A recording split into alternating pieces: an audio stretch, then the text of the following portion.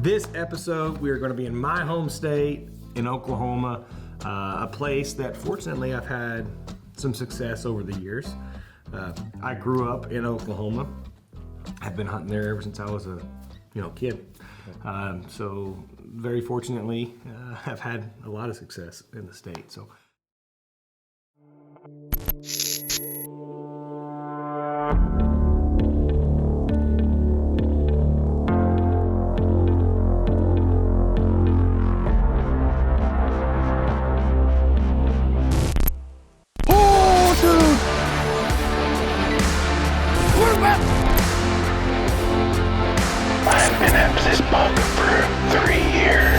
Best one is about having fun.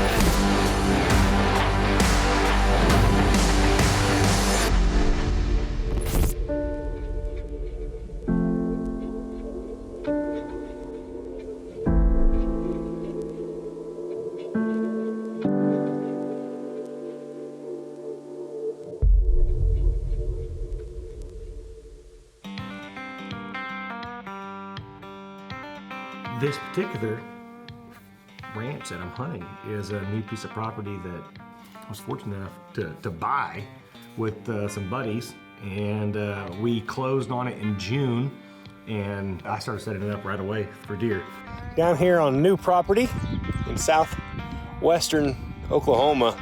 I love this property. Look at this ground behind me.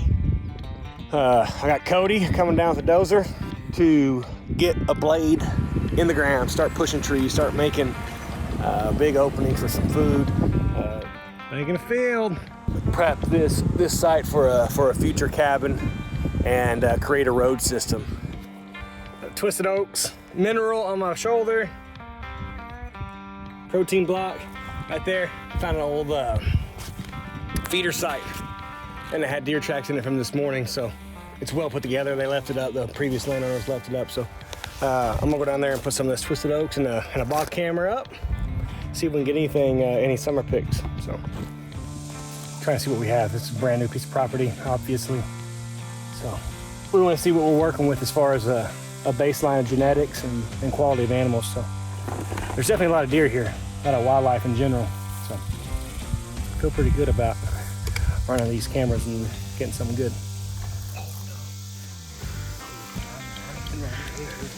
And now we test it. Right here. Oh, look at that. That's just perfect.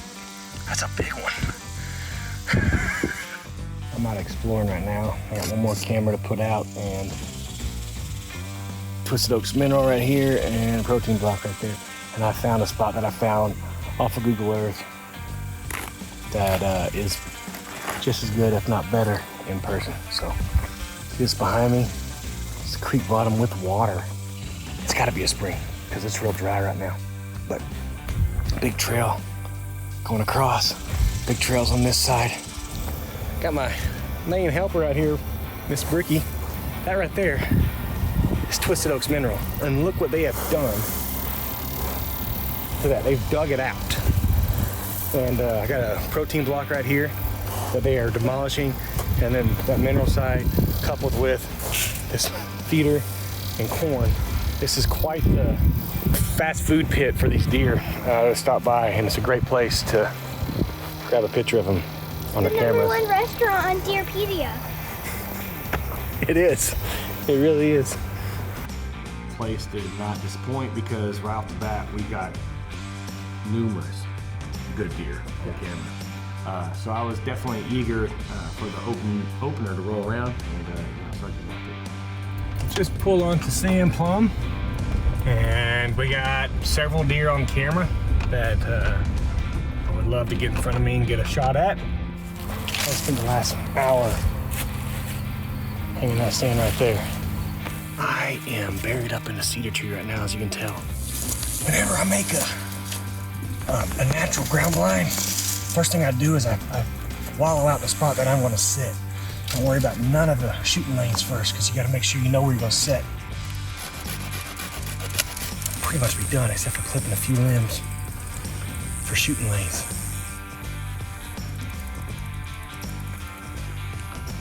I actually went up there on the opening day I had my wife film it, which was great to spend time with her out in the field. My wife has been worried that she looks like a boy with a hat on. I do. I think you look very pretty. And then she's also worried that she doesn't wear any makeup. She's not wearing any makeup right now. Look at you. Look how pretty you are. You have to say that. I do have to say that because it's the truth, and I want to speak the truth.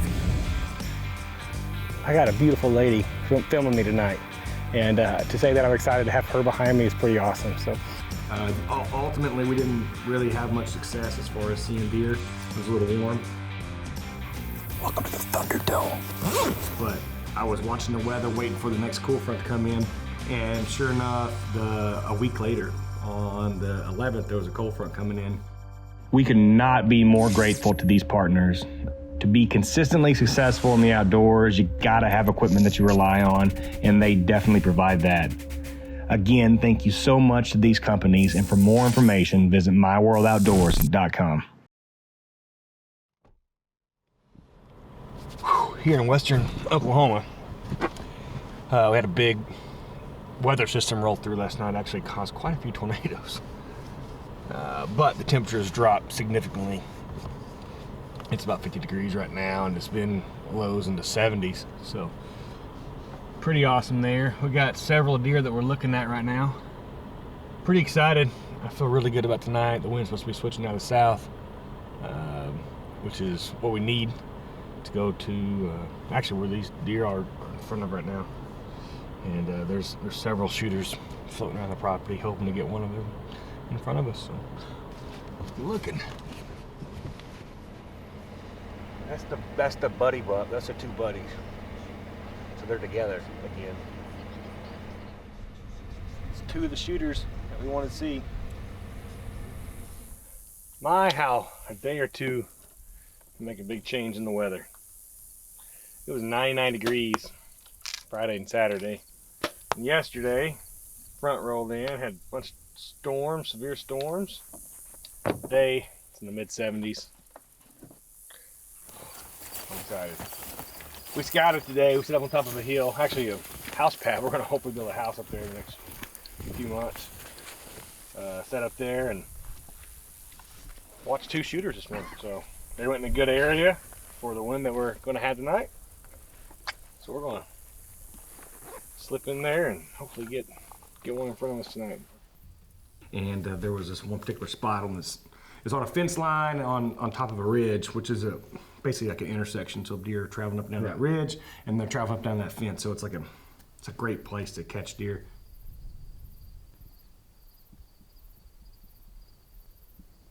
I set up a cedar blind on the ground, which I've done in the past. I've done my entire life, right. But I've had some success doing it recently, and I made another cedar blind, hoping to catch some deer on that intersection there.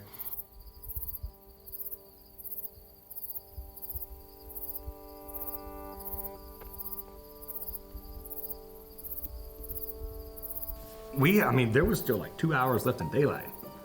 We look up the ridge, and both shooters are walking directly at us.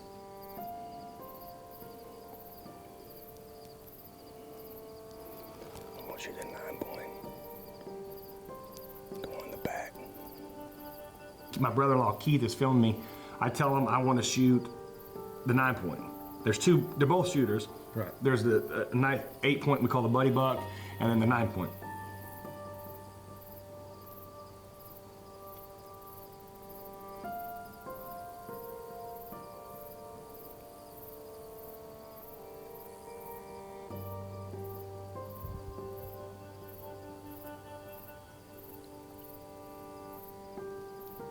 Well, the buddy buck comes in and is like broadside perfect at 15 yards. Right. Like just right over my shoulder, I can draw back.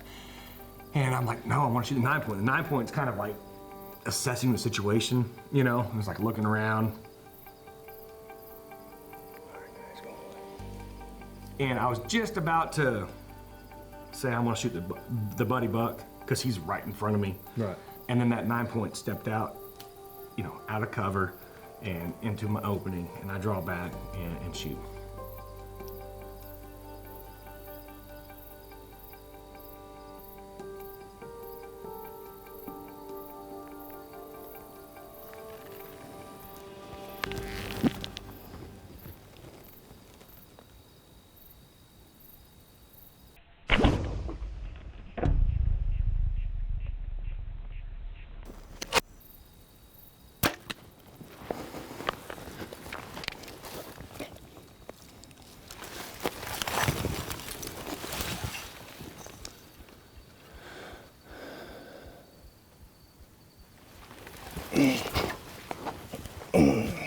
30 on him. What do you think?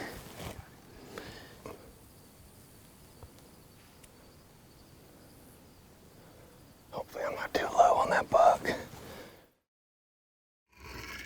This segment's brought to you by Ozcut Broadheads. Tough, field point accurate, and designed to be sharpened and reused. Let's go look at the arrow and see what kind of blood we got.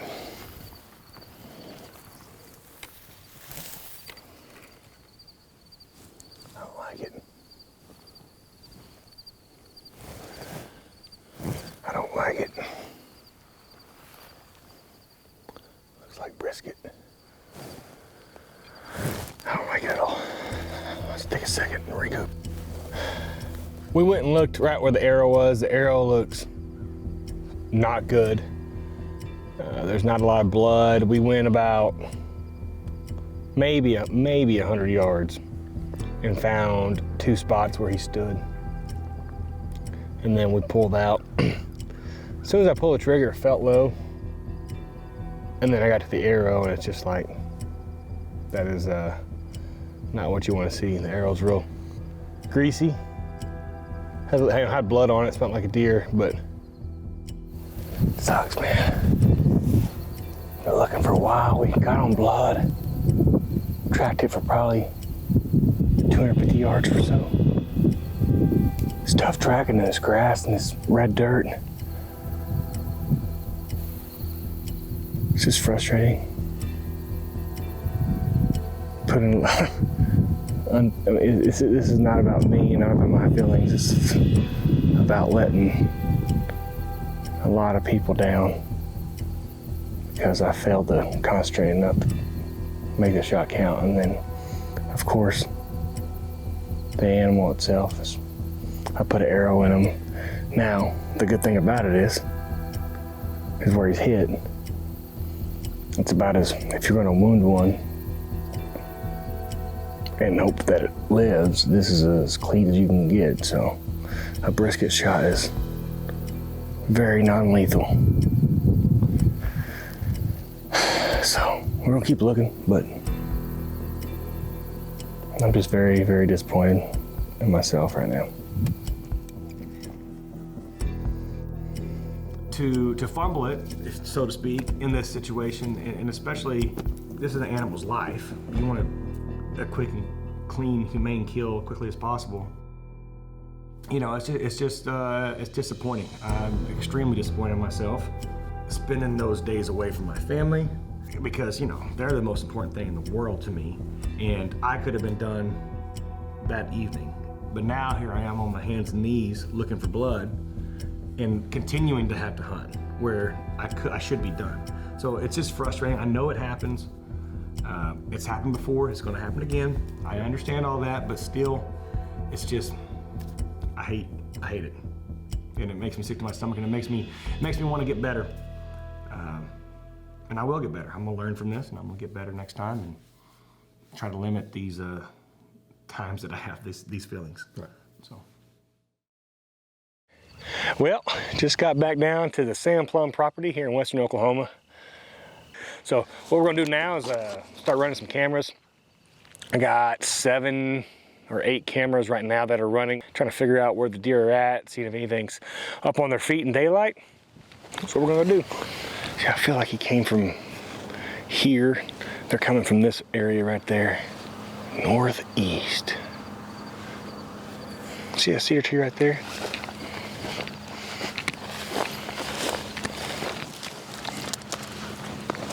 This could work. This could definitely work. I need a bunch of cover right here. Maybe I'll shoot through just right there.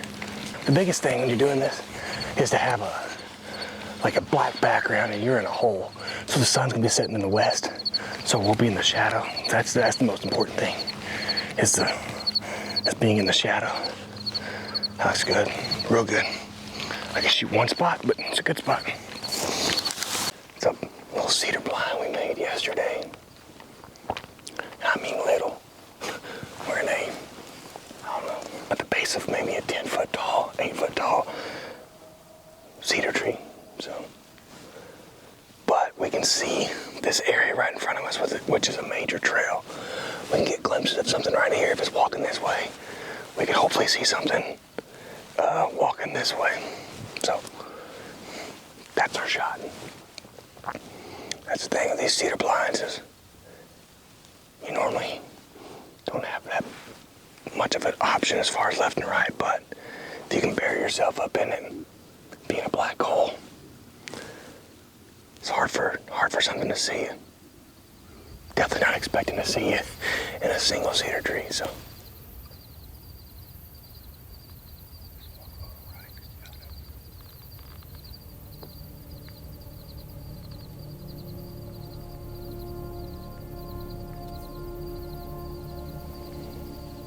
Buck coming. Where? To the right. Oh yeah, he's right here at 5 yards.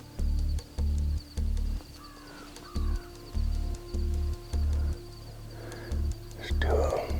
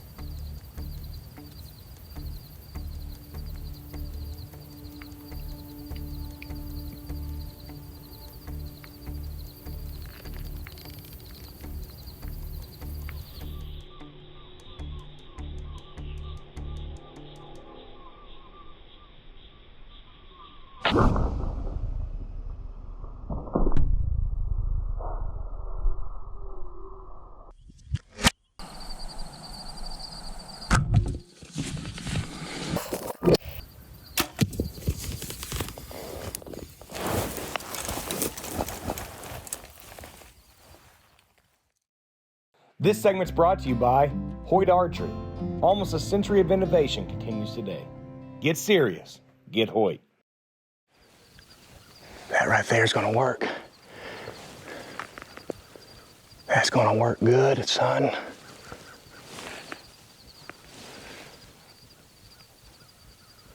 That's the buck we were after.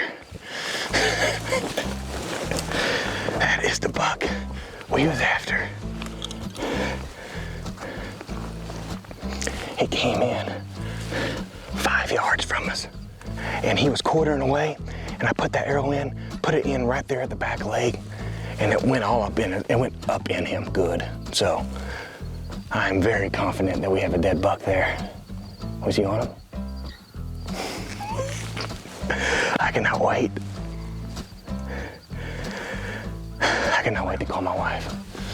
It's been about 25 minutes. That right there is the blind we made yesterday. I love making natural ground blinds. Something that I've been doing since I was a kid. Unfortunately, when I was a kid, they didn't work very much. It's something that I love doing. Being up close and personal with a big buck is always pretty special. So, oh hey, I see a knot glowing. That's him. That's him. Oh, what a buck here in western Oklahoma. To say that I am proud right now would be an absolute understatement. We are on a farm that some buddies and I purchased actually at the beginning of the year. And we've been doing work out here all year. And this is one of the first shooters that we had on camera. I am incredibly proud to have the opportunity. He's a mainframe 8. He's got a common point over here on his left too that he actually broke off right after he shed his velvet. He's got a flyer coming off the base on his right side. This is definitely a homegrown deer because, like I said, I've been watching this deer since June, and incredibly proud to have him in front of me tonight, and incredibly proud to make the shot. It was special. I mean, it really was. That deer meant a lot to me. I don't know. I'm just really grateful for the group of guys that, bought it with me. They're all buddies of mine. and I'm grateful that they let me hunt it. Yeah. But they basically handed me the range and said, have fun. And so I was pretty happy about that for sure. I love this lifestyle. Since I was 17, I've been traveling the country, and I've been doing it full time since I was 18. And I still love it. Freaking, it does not get old for me. And to be able to capitalize after missing an opportunity the week before, and then to be able to close the deal on this one was pretty awesome. One thing that I take away from this episode is the cedar blinds. In that part of the country, there's a lot of cedar trees. They're great cover. They're a great backdrop and a great, front cover. And there's a lot of them, so you can pick and choose where you want to go based off the wind, the trail, whatever situation. It's just thinking outside the box and being able to get it done no matter what. If I'm thinking to myself, I have to hang a stand, then I'm gonna be limited to where I can actually hunt. Right. Yeah, that's true. And not just cedar trees, it could be a brush pile, it could be a willow thicket, it could be, a patch of John screw, it could be anything. Right. If you think outside the box, you can get a lot of things done, and that was one key takeaway I take from those two hunts in this episode is, sometimes you gotta do what you gotta do. Right.